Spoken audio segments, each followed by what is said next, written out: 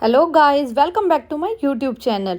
तो जैसा कि आपको पता ही है, अभी मेरे मार्गशीर्ष के गुरुवार चल रहे हैं, जिसके लिए मैं हर गुरुवार को महालक्ष्मी की पूजा करती हूँ, जिसके लिए मैं कलश डेकोरेट करती हूँ।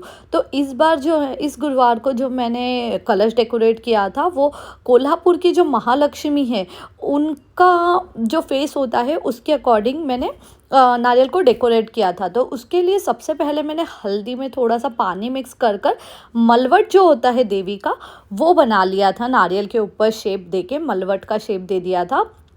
और फिर फेस के लिए उनका फेस जो है वो ब्लैक कलर का होता है, तो उसके लिए बुक्का मिलता है महाराष्ट्र में। तो मेरे पास बुक्का ऑलरेडी लास्ट ईयर का रखा था, क्योंकि लास्ट ईयर भी मैंने महालक्ष्मी का फेस बनाया था नारियल पर डेकोरेशन के लिए।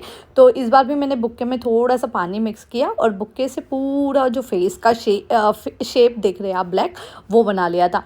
फिर मलवट के बाद ना देवी को तिलक लगाया जाता है। तो तिलक के लिए भी मैंने कुमकुम जो होता है नॉर्मल अपने घर का, वो कुमकुम लेकर उसमें पानी मिक्स कर कर वहाँ पे तिलक लगा दिया था। उसके बाद लास्ट वीडियो में मैंने जैसे आपको बताया था, मेरे पास ये फेस रखा हुआ ही है देवी का, और ये मार्गशीर्ष में इजीली यहाँ पुणे में अवेलेबल हो जाता है। तो आप किसी भी शॉप पे, पूजा की शॉप से ये ला सकते हैं। तो ये जो शेप था वो मैंने पहले प्लेस करके देख लिया नारियल पर कि वो कैसे लग रहा है। फिर उसके बाद मैंने ना डबल साइड टेप की हेल्प से इसे जो है लगाने की कोशिश की। लेकिन प्रॉब्लम क्या आ रहा था कि बुक्का जो था वो थोड़ा ड्राई हो चुका था, तो उसकी वजह से डबल साइड टेप से वो मतलब रह नहीं पा रहा था। तो फिर मेरे पास कोई ऑप्शन नहीं बच रहा था। फिर मैंने बहुत सोचा कि क्या करूँ। तो जो लास्ट गुरुवार को मैंने चंदन का स्टिक था, उसी का मैंने एक पेस्ट बनाया और वो पेस्ट को इसके अंदर फील कर दिया शेप के अंदर। क्योंकि क्या हो रहा था, इसमें बहुत गैप था, तो उसके कारण वो नारियल पे स्टिक नहीं हो रहा था। तो ये चंदन, जो गोपी चंदन था, उसका पेस्ट मैंने इसके अंदर फील किया और उससे वो डायरेक्टली वहाँ पर स्टिक हो गया नारियल के ऊपर। उसके बाद जो दोनों आईज थी उस पर भी मैंने डबल साइड टेप लगा के ट्राई किया, बट वो उससे नहीं रह रहा था। तो फिर लास्ट में मैंने उस पर भी थोड़ा सा गोपी चंदन का पेस्ट लगा कर ही आईज को स्टिक कर दिया। सेम मैंने ईयर्स के लिए भी किया, क्योंकि ईयर्स जब मैंने लगाए थे डबल साइड टेप से, वो भी स्टिक नहीं हो रहे थे। तो आप देख ही सकते हैं कि मैंने सारी चीज़ें देवी के फेस पर लगा दी और ये काफ़ी सुंदर लग रहा था।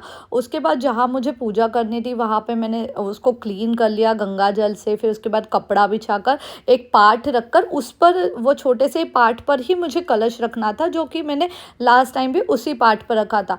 तो उस पाठ पे, और ये जस्ट मेरे मंदिर के सामने ही मैं पूजा करती हूँ, तो उस वहीं पर मैंने सारा सेटअप कर लिया था।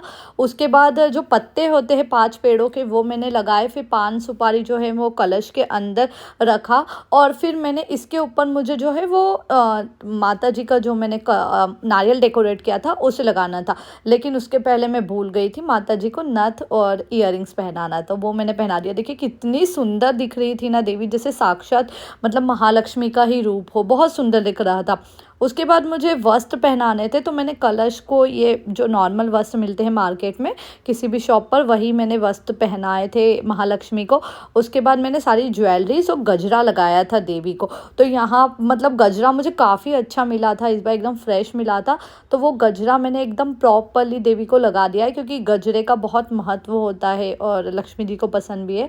उसके बाद मुझे चुन्नी उड़ानी थी, क्योंकि जो नारियल का आप देख रहे हैं ना, ऊपर का थोड़ा सा जो शेप था वो खाली रह गया, तो मुझे अच्छा नहीं लग रहा था। तो मैंने यहाँ पे भी डबल साइड टेप लगाकर उसे चुन्नी को स्टिक कर दिया, जिससे कि वो जो पार्ट था वो कवर हो गया था। उसके बाद मैंने अपनी जो नॉर्मल पूजा होती है गुरुवार की, उसकी सारी तैयारी कर ली। उसके लिए मैंने पान सुपारी, जो पूजा की किताब होती है, वो सारा रख दिया। और मैंने बाकी सारी चीज़ें भी, जैसे हल्दी कुंकू, जो प्रसाद होता है, वो सारी चीज़ें यहाँ पे रख दी थी। साथ ही साथ मैंने ना महालक्ष्मी की पूजा के पहले अपने जो नॉर्मल भगवानों की पूजा होती है, सबसे पहले उठने के बाद उसे ही कर लिया था। तो मेरे पास मतलब जो घर पर भगवान है, कृष्ण, महादेव और गणपति, तो उनकी सबकी पूजा करने के बाद ही मैं हमेशा देवी की पूजा की तैयारी करती हूँ। तो पहले वो जो मेरा नॉर्मल घर का पूजा था वो सारा हो गया था। वो सब कुछ करने के बाद ही फिर मैंने यहाँ पर देवी की पूजा की थी। उसके बाद इस पूजा में जो है वो कहानी भी पढ़नी होती है। तो ये जो किताब है, ये मेरी लास्ट ईयर की बुक ही मेरे पास रखी हुई थी, तो उसी से मैंने कहानी पढ़ी देवी की। उसके बाद मैंने आरती की। पूजा होने के बाद मैंने देवी के बहुत सारे वीडियोस और फ़ोटो क्लिक किए थे। तो यहाँ पर मेरी देवी बहुत सुंदर लग रही थी। तो आप प्लीज़ कमेंट करके बताइए कि आपको ये मेरे जो कलश डेकोरेशन था वो कैसा लगा। Thanks for watching.